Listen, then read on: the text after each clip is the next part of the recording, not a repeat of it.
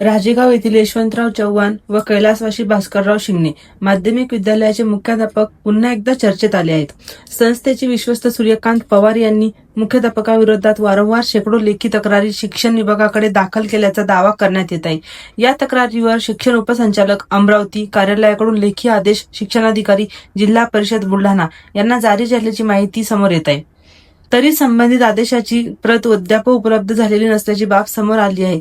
याबाबत संबंधित अधिकारी अनिल अकाळ शिक्षणाधिकारी जिल्हा परिषद बुलढाणा यांना विचारणा केली असता मला पत्र मिळाल्यानंतर आवश्यक ती कार्यवाही करण्यात येईल असे उत्तर संबंधित अधिकाऱ्यांकडून देण्यात आले.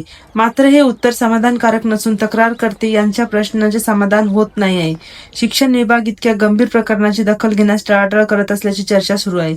या संपूर्ण प्रकरणात तक्रारीवरील कार्यवाही नेमकी कोणत्या टप्प्यावर आहे, आदेशाची प्रत का उपलब्ध होत नाहीये आणि या प्रकरणात कोण जबाबदार आहे, असे अनेक प्रश्न उपस्थित होत आहेत. दरम्यान शिक्षण विभागात या प्रकरणाला दाबण्याचा प्रयत्न होत असल्याची चर्चा रंगू लागली आहे. आता संबंधित अधिकारी यावर काय भूमिका घेतात याकडे सर्वांचे लक्ष वेधून आहे.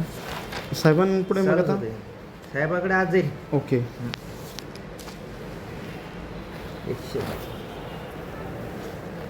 तुमच्या समोर घेतो. Okay sir.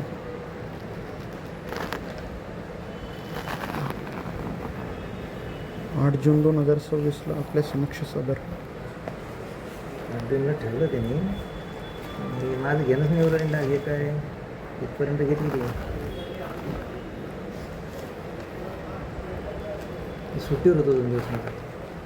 ओके ठीक आहे सर. मग समजा उद्या सरांच्या निदर्शनास येईल. उद्यामध्ये होऊन जाते ते. ओके धन्यवाद सर. 5 तारखेला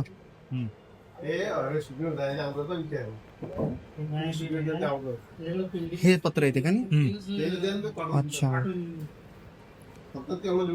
बरं. सर मला सांगत होते की जसं चेक झालं चेक कर. सर आता काय तुमचे शिळ्या गोष्टी नुसत्याच बापाऱ्या. सरांकडे मांडता आलं असेल का आतापर्यंत? का तिकडे गेलं साहेबाकडं त्यांच्याकडं बाबूकडं संबंधित